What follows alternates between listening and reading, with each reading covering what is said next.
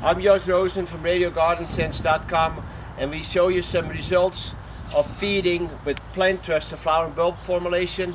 We have the David Austin roses here. We made the initial feeding in April, and then we made a second feeding as recommended in August.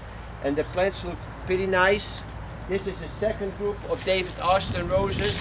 We haven't done the feeding for the second time. You can see the difference.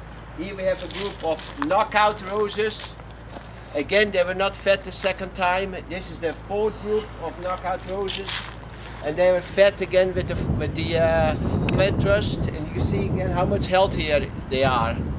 So I recommend that when you have roses, feed them in early spring if they're in the ground with 4 ounces of plant trust, and repeat the application with 4 ounces of plant trust again in August. We had to give them a little less in those containers because of the smaller amount of soil we have, but you can see the difference in fat and unfat, unfat and fat again. And also those roses that are fat over there have barely any diseases or none. The ones that are not fat, you know, they're suffering from black spot. Even the knockout roses, if they are supposed to be disease resistant, you see problems in there. And the ones that are fed properly, there are no problems at all. So a well-fed rose will be very disease resistant. This is a follow-up video about the rhizome-making RTF Water Saver Tall Fescue.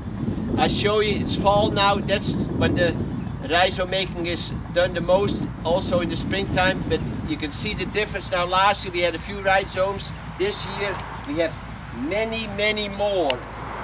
So when you plant RTF Tall Fescue, regenerating Tall Fescue, and you have a space or an open area, the rhizomes will make new plants and they fill in that open space. So it's all over the place. You see how many are forming? All around, everywhere. If you would plant this piece of sod in the ground, probably next year will be twice as big. Here is an example of a common old-style tall fescue. The plants have these single clumps. That's why they call it clumping tall fescue. And in between there are spaces, and those spaces the weeds can grow.